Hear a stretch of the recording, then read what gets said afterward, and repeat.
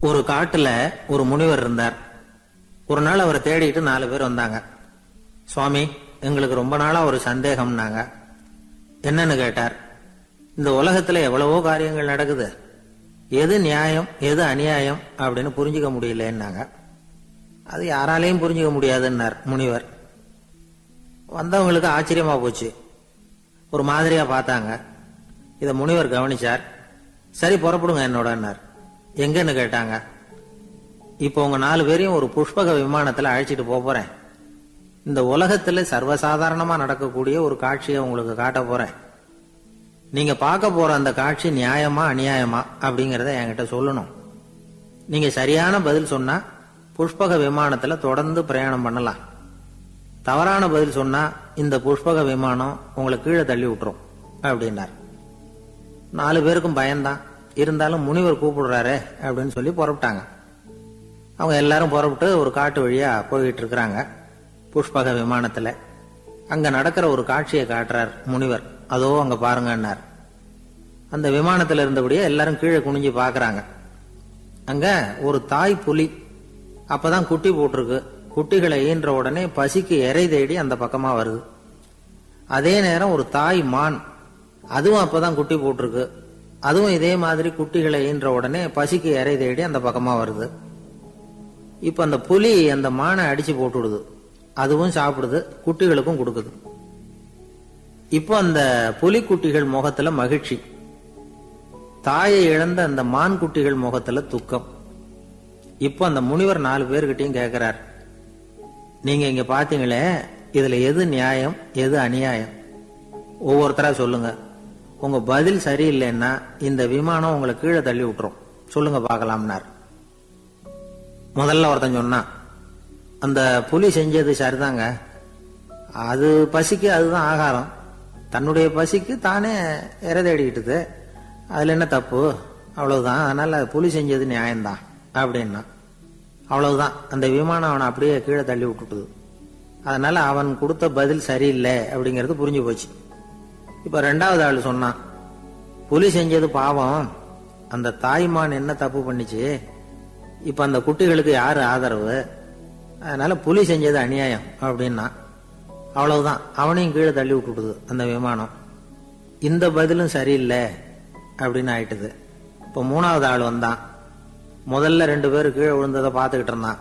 அதனால அவன் சொன்னான், ரெண்டுமே நியாயம்தாங்க. புலி இறை தேடினதும் இயற்கை, அதுக்கு மான் இறையானதும் இயற்கை. அதனால இதுல ஒன்றும் தப்பு இல்லைன்னா. அவ்வளவுதான், அவனையும் அந்த விமானம் கீழே பிடிச்சி தள்ளி விட்டுது. இப்ப 4வது ஆள் வந்தான். முனிவர் கேட்டார், நீயாவது சொல்லுப்பா, இந்த செயல்ல எது நியாயம்னார். அவன் தெளிவா பதில் சொன்னான். அதாவது என்ன சொன்னான்னா, எனக்கு தெரியல அப்படின்னா. அவனை விமானம் கீழே தள்ளல, சௌரியமா அழைச்சிட்டு போட்டுது. இவனும் பிரயாணம் சௌக்கியமா பண்ணானா. ஆக இதுதான் சரியான பதில்ங்கிறத முனிவர் உணர்த்தினார். இந்த கதையிலிருந்து நாம புரிஞ்சுக்க வேண்டியது என்னன்னா, இந்த உலகத்துல எவ்வளவோ காரியங்கள் நடக்குது.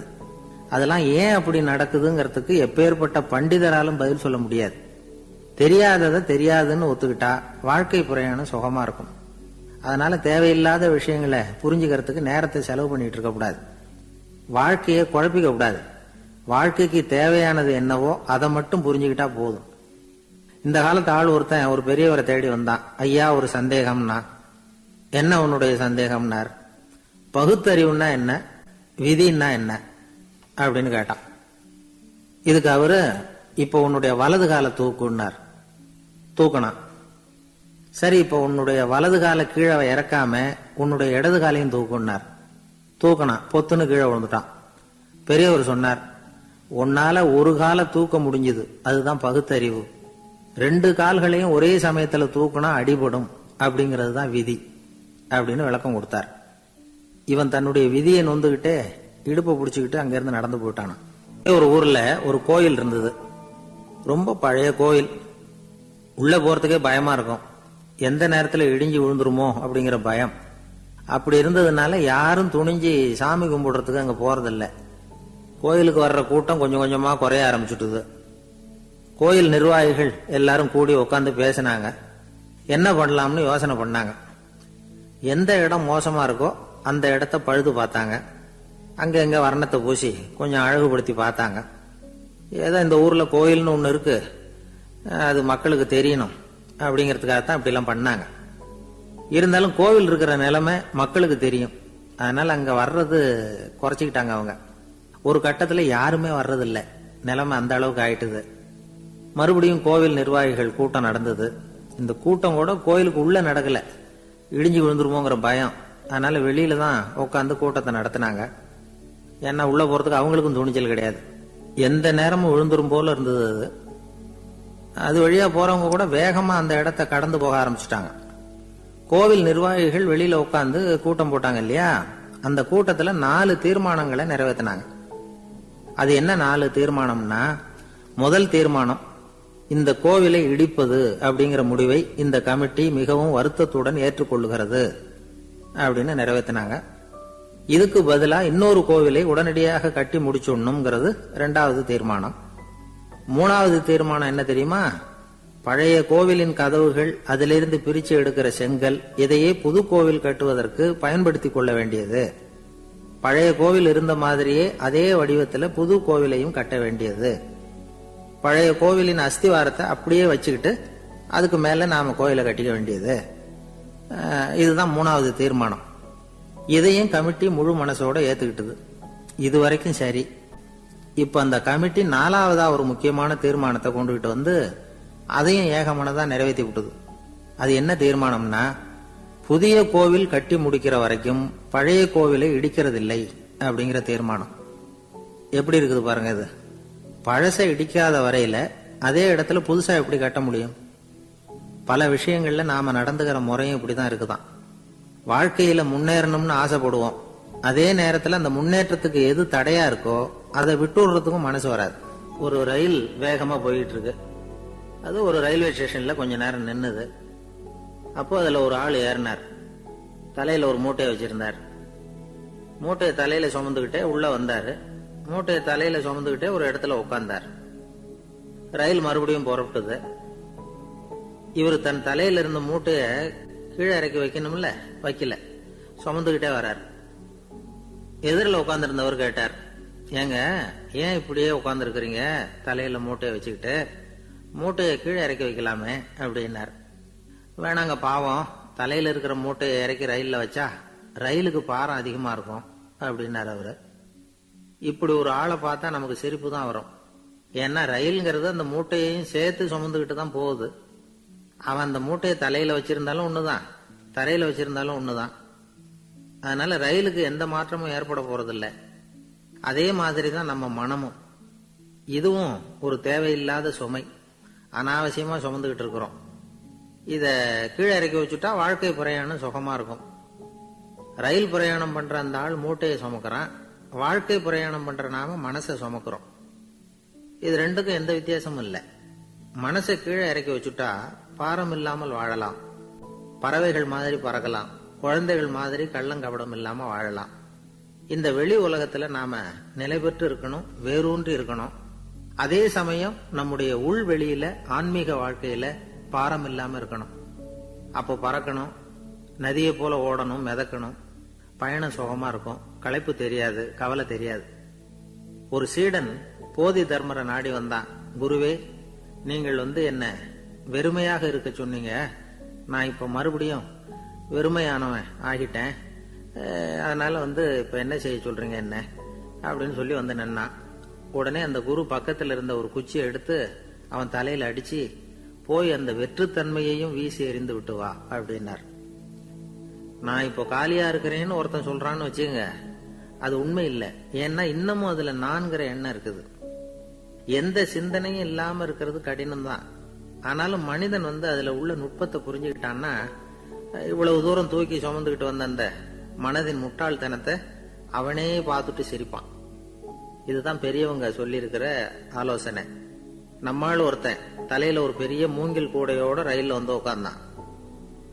கூட தலையில இருந்தது, கீழே இறக்கி வைக்கல. எதிரில் இருந்தவர் கேட்டார், ஏங்க எதுக்காக அதை அனாவசியமா சுமந்துகிட்டே இருக்கீங்க, கீழே இறக்கி வைங்களேன்னார். இல்லைங்க, நான் வீட்டை விட்டு புறப்படும் பொழுதே என் பையன் சொல்லிவிட்டான், கூடைய தலையை விட்டு இறக்கக்கூடாதுன்னு அப்படின்னார். அவன் சின்ன பையன், விவரம் இல்லாம சொல்லியிருப்பான், இப்ப என்ன நேர்ல வந்தா பாத்துக்கிட்டு இருக்கிறான், நீங்க இறக்கி வைங்கன்னார் அவர். அவன் நேர்ல பாத்துக்கிட்டு இல்ல, இருந்தாலும் நான் இந்த கூடைய கீழே இறக்கி வச்சா அது அவனுக்கு தெரிஞ்சிரும் அப்படின்னாரு இவர். அது எப்படின்னாரு அவர். அவன் தனக்கு டிக்கெட் வாங்க வேணாம்னு சொல்லி இப்ப இந்த கூடைக்குள்ளதான் உட்கார்ந்துருக்கிறான் அப்படின்னார் இவர். ஒரு ஊர்ல ஒரு மன்னர் இருந்தார். அழகான அரண்மனையில அவர் இருந்தார். அந்த அரண்மனையை விட அழகா ஒரு மாளிகைய அந்த ஊர்லயே வேற ஒருத்தன் கட்டியிருந்தான். அப்படி கட்டி முடிச்சதுல அவனுக்கு ரொம்ப பெருமை. எத்தனையோ செல்வந்தர்கள்லாம் வந்து பார்த்துட்டு, இந்த மாளிகையை விலைக்கு கொடுத்துடுறியா, எவ்வளவு விலை சொன்னாலும் சரி நாங்க வாங்கிக்கிறதுக்கு தயாரா இருக்கோம் அப்படின்னு சொல்லி கேட்டு பார்த்துட்டாங்க. நான் இதை விற்கிறதுக்கு தயாரா இல்ல அப்படின்னு சொல்லிவிட்டான். அவ்வளவு சிறப்பா கலை அம்சத்தோடு அதை கட்டி முடிச்சிருக்கிறான். அதுவே ஒரு பெரிய அரண்மனை மாதிரி இருந்ததுன்னா பாத்துங்களேன். சுற்றிலும் அழகான பூந்தோட்டம். ஒரு நாள் அவன் எங்கேயோ வெளியூர் போயிட்டு திரும்பி வந்துகிட்டு இருக்கிறான். அப்போ அந்த மாளிகை தீப்பெட்டி எரிஞ்சுக்கிட்டு இருக்கு. பதறி போட்டான். விலைக்கு கேட்டவங்க யாராவது இதை செஞ்சிருக்கணும், இல்லைன்னா மன்னரே செய்த சதியோ என்னவோ, இப்படிலாம் அவனுக்கு சந்தேகம். ஒரு மூலையில உட்காந்து அழ ஆரம்பிச்சுட்டான். அந்த சமயத்துல அவனுடைய மகன் அங்க ஓடி வந்தான். அப்பா அழாதீங்க, இதை நான் நேத்து ராத்திரியே நம்ம ஊர் மன்னருக்கு வித்துட்டேன். இதை கட்டி முடிக்க நமக்கு எவ்வளவு செலவாச்சோ அதை போல 3 மடங்கு விலைக்கு வித்துட்டேன், கவலைப்படாதீங்க. இதை விட அழகான மாளிகையை நாம புதுசா கட்டிக்கலாம்னா. இதை கேட்டதும் அழுதுகிட்டு இருந்தவன் அழுகையை நிறுத்தினான், சிரிக்க ஆரம்பிச்சுட்டான். இதே இடத்த நான் வந்து மன்னர்கிட்ட இருந்து விலைக்கு வாங்குவேன், இதை விட அழகான மாளிகையை கட்டுவேன் அப்படின்னு சுத்தி நின்ன எல்லார்கிட்டையும் சொல்லிக்கிட்டு இருந்தான். இந்த சமயத்துல அவனோட இளைய மகன் ஓடி வந்தான்.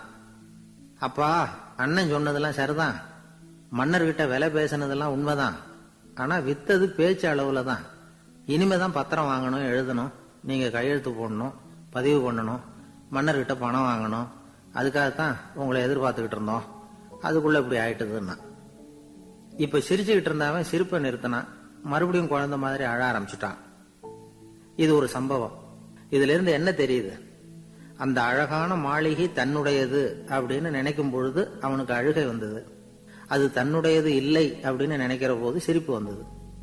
மறுபடியும் அது தன்னுடையதுதான் அப்படிங்கிற உணர்வு வரும்பொழுது அழுகை. எது எதிலிருந்து நீ நீங்கி இருக்கிறாயோ அது அதிலிருந்து உனக்கு துன்பம் இல்லை அப்படிங்கிறார் திருவள்ளுவர்.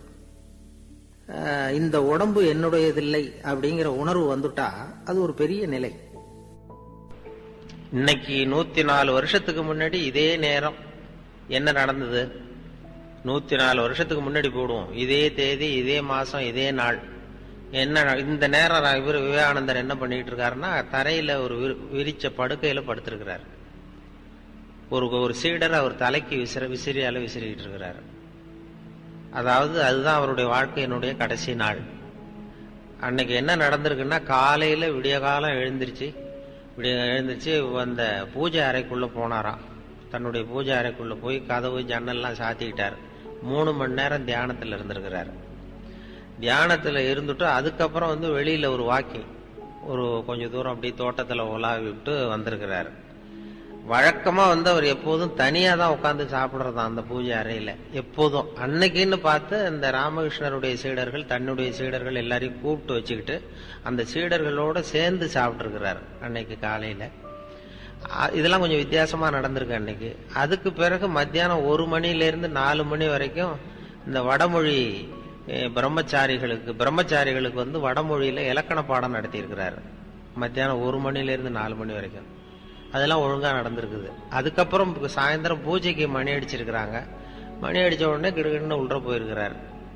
போய் அங்க தியானம் 1 மணி நேரம் தியானம் பண்ணிருக்கிறாரு.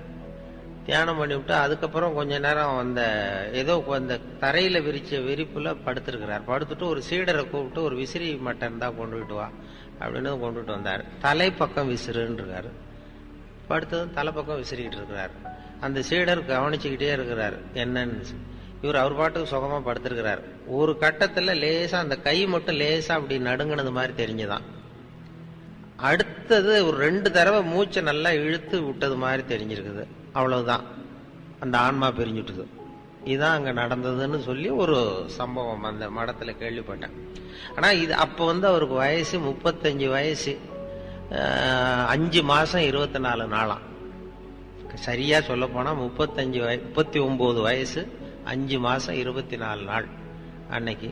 அந்த இறந்த நேரம் 9 மணின்னு நான் அங்க கேள்விப்பட்டேன். அப்புறம் சார் சொன்னார் அது 8 மணி அப்படின்னு சொல்லி இப்ப இங்க சொன்னார். அது இப்படி இந்த வரலாற்று குறிப்புகள்ல சில நேர குறிப்பு எது சரி எது தவறுங்கிறது நமக்கு தெரியல. இது கேள்விப்பட்டது அந்த கடைசி நாள் அவருடைய வாழ்க்கை அப்படிதான் முடிஞ்சது அப்படிங்கிறது தான் நான் பார்த்துட்டு வந்தது. அப்படி சொல்லுவாங்க. அவர் சொன்னது மாதிரி, அவங்க சொன்னது மாதிரி அந்த ஆன்மீகம்ங்கிறது வெறுமனே ஏதோ இந்த கோயிலுக்குள்ளே இருக்கிற விஷயம் இல்லை. அதை வீதிக்கு கொண்டு மக்கள் தொண்டு தான் உண்மையான ஆன்மீகம்ங்கிறத கொண்டு வந்தவர் அவர் தான். அதுல ஒன்றும் சந்தேகம் இல்லை. ஆன்மீகம் இல்லைன்னா ஆன்மீகம்ங்கிறது ஏதோ கோயிலுக்குள்ள இருக்கிற சமாச்சாரம். அவர் சொல்றார், அதாவது கோயில்ல இருக்கிற சிலையில கடவுளை பார்க்கிறவன் பக்தியின் அடிவாரத்திலே நின்று கொண்டிருக்கிறான். கோயிலுடைய சிலையிலே கடவுளை பார்க்கிறவன் பக்தியின் அடிவாரத்திலே நின்று கொண்டிருக்கிறான். மக்கள் தொண்டுல கடவுளை பார்க்கிறவன் அந்த பக்தியின் சிகரத்திலே நின்று கொண்டிருக்கிறான் அப்படிங்கிறது. நீ வெறுமனை சிலையை பார்த்துக்கிட்டு இருக்காதேன்னு சொல்லக்கூடிய ஒரு ஆன்மீகவாதியை எங்கேயாவது பார்த்திருப்பீங்களா? அது முதல் தடவையா விவேகானந்தர் தான் சொல்றார்.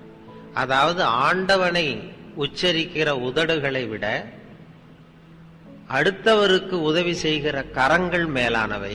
அதுதான் அவருடைய கருத்து. ஆண்டவனை உச்சரிக்கிற உதடுகளை விட அடுத்தவருக்கு உதவி செய்கிற கரங்கள் மேலானவை. அப்படின்னா எந்த அளவுக்கு ஆன்மீகம்ங்கிறது என்னங்கிறத நம்ம ஏதோ சாமி கும்பிடுறது தான் ஆன்மீகம்னு நினைச்சுக்கிட்டு இருக்கிறோம். அது இல்லை, நீ சேவை செய்யறது தான் ஆன்மீகம்னு சொல்லி சரியான திசையை காட்டினவர் அவர். இது அந்த கட்டத்துல தான் அது நடந்திருக்கு. அப்படிப்பட்டவர் உலகத்துக்கு தெரிஞ்சது செப்டம்பர் 11. அது என்னன்னா அமெரிக்கா அந்த செப்டம்பர் 11 மறக்கவே முடியாது. விவேகானந்தர் பேசினதும் செப்டம்பர் 11, அந்த வர்த்தக கோபுரம் விமானம் இடிச்சதும் செப்டம்பர் 11. அதுக்கப்புறம் 100 வருஷம் கழிச்சு இது நடந்த ஒரு அதிர்ச்சி. இது ஒரு துன்ப அதிர்ச்சி, அது ஒரு இன்ப அதிர்ச்சி. அன்னைக்கு விவேகானந்தர் பேசினது. விவேகானந்தர் அங்க போறப்போ கூட அவரு முடிவு பண்ணல திடீர்னு. அதாவது வெளிநாட்டுல சர்வமத மகாசபை கூட்டம் நடக்குது சிகாகோவில். அதுக்கு போகலாமா வேண்டாமாங்கிற ஒரு குழப்பம். போகலாம்னு நினைக்கிறாரு. அவருக்கு என்ன சந்தேகம்னா, நான் போறேன்னு என் மனசு நினைக்குது, இது என்னுடைய எண்ணமா அந்தராத்மாவினுடைய எண்ணமா, இது கடவுளுடைய சித்தமா இல்ல என்னுடைய ஆசையா அப்படிங்கறத புரிஞ்சுக்க முடியலையா. இப்ப நமக்கெல்லாம் ஒரு ஆசை வந்ததுன்னா இது நம்ம ஆசையா கடவுளுடைய சித்தமா இது அப்படிலாம் நினைச்சுட்டு இருக்க மாட்டோம். ஏதோ அவருக்கு இந்த வெளிநாடு போகணுங்கிற எண்ணமே இது நானா நினைக்கிறேனா இல்ல ஆண்டவன் நினைக்க வைக்கிறானா அப்படிங்கிற அந்த குழப்பத்துலதான் கொஞ்ச நாள் இருக்கிறாரு. அதுக்கு பிறகு அந்த குழப்பத்திலே ஒரு நாள் கனவு கண்டாரா. கனவுல குருதேவர் ராமகிருஷ்ணர் கடல்ல போய் இறங்குறது மாதிரி தெரிஞ்சிருக்கு. கரையிலிருந்து கடல்ல போய் இறங்கி அங்க போய் நின்றுகிட்டு வான்னு கூப்பிட்டாராம் அவரை. இவர் உடனே இறங்கி போனதும் அவர் கையை பிடிச்சு அழைச்சிட்டு போறது மாதிரி ஒரு கனவு. கடல் கடந்து போறதுக்கு ஏதோ குருதேவருடைய ஆசி இருக்குங்கிறத புரிஞ்சுக்கிட்டார். இந்த காலத்திலயும் ஒருத்தன் அது மாதிரி கொடை செருப்போட குதிரையில போய்கிட்டு இருந்தான். எதிரில் நடந்து வந்தவன், ஐயா உங்க கொடையை எனக்கு கொடுங்களேன்னு கேட்டான். உடனே அவன் குதிரையிலிருந்து கீழே குதிச்சு அவனை சாட்டையால் அடிக்க ஆரம்பிச்சுட்டான். இன்னொருத்தர் அந்த வழியா வந்தவர் இதை பார்த்தார். ஏன்பா அவன் கேட்டான், உன்னால முடியலன்னா இல்லைன்னு சொல்லிட வேண்டியது தானே, அதுக்காக ஏன் இப்படி அவனை போட்டு அடிக்கிறேன்னு கேட்டார். உங்களுக்கு விவரம் புரியாது சார், காலம் ரொம்ப கெட்டு போச்சு.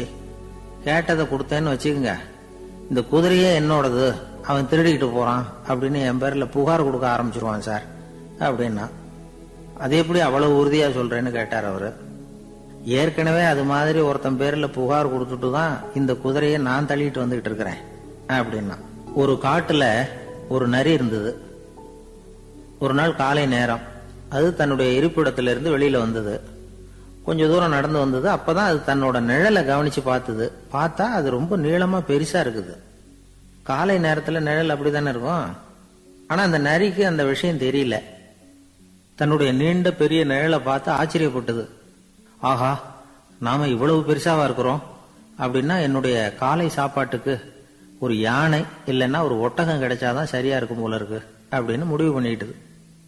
உடனே ஒரு யானை அல்லது ஒட்டகத்தை தேடி அலைஞ்சது, எங்க கிடைக்கும்னு.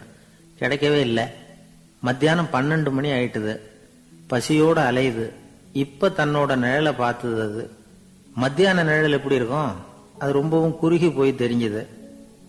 உடனே அந்த நரி என்ன நினைச்சுக்கிட்டு தான் தெரியுமா, காலை ஆகாரம் சாப்பிடாததுனால நம்ம உடம்பு இப்படி அழைச்சு போட்டுதே அப்படின்னு நினைச்சுக்கிட்டு தான்.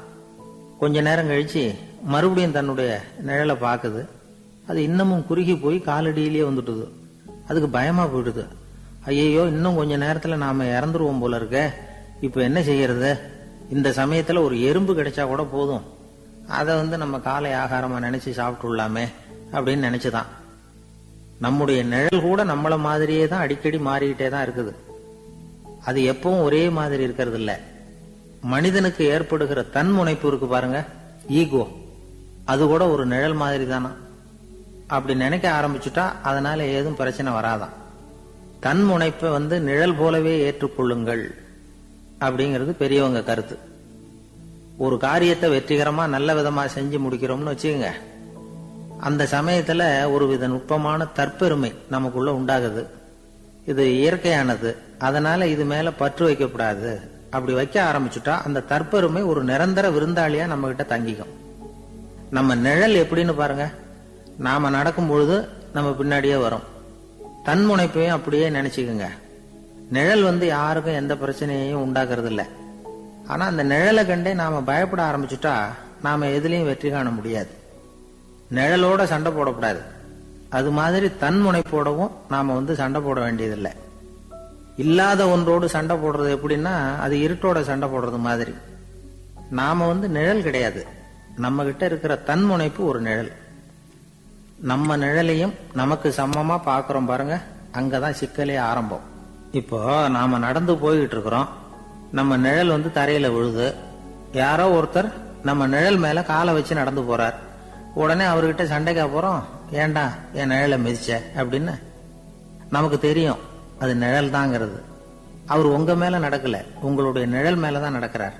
அது மாதிரி உங்க தன்முனைப்பின் மேல யாராவது நடந்தா உங்களை அவமானப்படுத்துறதா நினைக்கிறீங்க. காரணம், நாமளும் நம்ம தன்முனைப்பும் ஒண்ணுங்கிற நினைப்பு தான் காரணம், மற்றபடி வேற ஒண்ணும் கிடையாது. நம்ம நிழல் மேல நடக்கிறவர் நம்மளை காயப்படுத்துறது இல்ல. தன்முனைப்பை வேண்டாத ஒன்னாவும் பார்க்க வேண்டியதில்லை. அது இயற்கை. நிழலை உங்க முன்னாடி வைக்க வேணாம், அது உங்க பின்னாடியே இருக்கட்டும். நிழலின் நிழலாகி விடாதீர்கள், நீங்கள் நீங்களாகவே இருங்கள். இதுதான் சான்றோர் சிந்தனை. ஒரு பேருந்துல ஒரே நெரிசல். ஒருத்தர் பக்கத்துல நின்றுகிட்டு இருந்தவர்கிட்ட ரொம்ப பணிவா விசாரிச்சார், ஏன் சார், நீங்க ஏதாவது பெரிய உத்தியோகத்துல இருக்கிறீங்களா அப்படின்னார். அப்படிலாம் ஒண்ணும் இல்லைங்கன்னார் அவரு. அப்படின்னா வேற ஏதாவது அரசியல்ல பெரிய பதவியில் இருக்கிறீங்களா அப்படின்னு கேட்டார். அதுவும் இல்லைங்கன்னார். சரி, பணமாவது அதிகமா வச்சிருக்கீங்களா அப்படின்னு கேட்டார். அப்படிலாம் ஒண்ணும் கிடையாது சார்னார் அவரு. அப்புறம் எதுக்குடா என் காலை மிதிச்சுக்கிட்டு இருக்கிற, எடுறா காலை அப்படின்னாராம் இவர். இன்றைக்கு பல பேர் உயில் எழுதி வைக்கிறாங்கல்ல. இந்த உயில்னா என்ன? அதாவது ஒரு நபர் தனக்கு பின்னாடி தன்னுடைய சொத்துக்கள் யாருக்கு போய் சேரணும்னு நினைக்கிறாரோ அந்த நினைப்ப சட்டப்படி உறுதிப்படுத்துறது தான் உயில். சரி, உயில யாரு எழுதலாம்? 18 வயசு பூர்த்தியான யாரும் உயில் மூலமா சொத்துக்களை விநியோகிக்கலாம். கண் பார்வை இல்லாதவங்க, காது கேளாதவங்க, வாய் பேச முடியாதவங்க, இவங்கெல்லாம் கூட உயில் எழுதி வைக்கலாம். புத்தி சுவாதீனம் இல்லாதவங்க கூட சில சமயம் புத்தி தெளிவா இருந்தா உயில் எழுதலாமா. குடிபோதையில் இருக்கிறவங்க, தாங்கள் என்ன செய்யறோம்ங்கிறது தெளிவா அறிய முடியாதவங்க, நோய் நொடியில் இருக்கிறவங்க, இவங்கெல்லாம் உயில் எழுத முடியாது. ஒருத்தரை நிர்பந்தப்படுத்தி ஏமாத்தி அல்லது சுய நினைவில்லாத ஒருத்தர்கிட்ட எழுதி வாங்கி வைக்கிற உயில் செல்லாது. உயில இந்த முறையில தான், இந்த படிவத்துல தான் எழுதணும்னு சட்டத்துல விதி எதுவும் கிடையாது. இதுக்கு முத்திரை கட்டணமும் கிடையாது. உயில வெற்று காகிதத்துல எழுதலாம். அச்சடிக்கணும், டைப் அடிக்கணுங்கிற அவசியம் கூட இல்ல. கையாலேயே கூட எழுதலாம். எழுதி இருக்கிறது புரியணும், அவ்வளவுதான். குறைந்தபட்சம் 2 சாட்சிகளை வச்சுக்கிட்டு உயில் எழுதுறவர் அதுல கையெழுத்து போடணும். கையெழுத்து போட தெரியாதுன்னா இடது கை பெருவிரல் ரேகை வைக்கலாம். உயில் சாசனத்துக்கு சாட்சிகள் கையெழுத்து இல்லைன்னாலும் அது செல்லாது. அப்புறம் பிரிவிலேஜ்டு வில் அப்படின்னு இருக்கு, அதுக்கு மட்டும் சாட்சிகள் தேவையில்லை. அது என்னன்னா, இந்த விமானப்படை, கப்பல் படை அல்லது யுத்தத்துல பணிபுரியும் நபர்கள் அவங்க எல்லாம் இருக்கிறாங்க இல்லையா, அப்படிப்பட்டவங்க எழுதுற உயில் அது. அதுக்கு சில விசேஷ சலுகைகள் உண்டு. ஒருத்தர் முதல்ல ஒரு உயில் எழுதி வைக்கிறார், அதுக்கப்புறம் மனசு மாறி போகுது, அது வேணாம்னு நினைக்கிறார், ரத்து செஞ்சுடலாம். அதுக்கப்புறம் வேற உயிலும் எழுதலாம். உயிரோட இருக்கிற வரைக்கும் எத்தனை தடவை வேணும்னாலும் உயில் எழுதலாம்.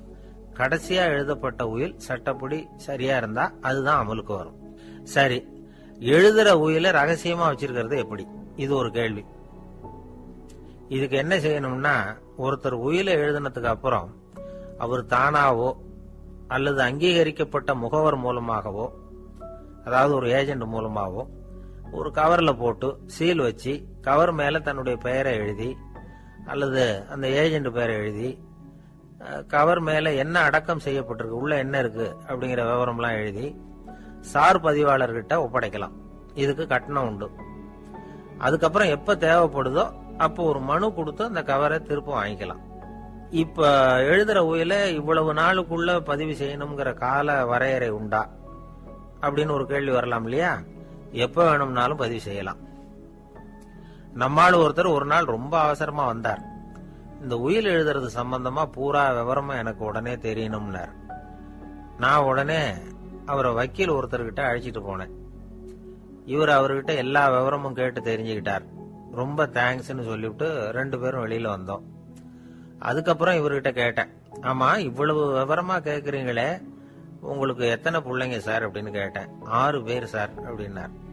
சரி, இருக்கிற சொத்து எவ்வளவுன்னு கேட்டேன்.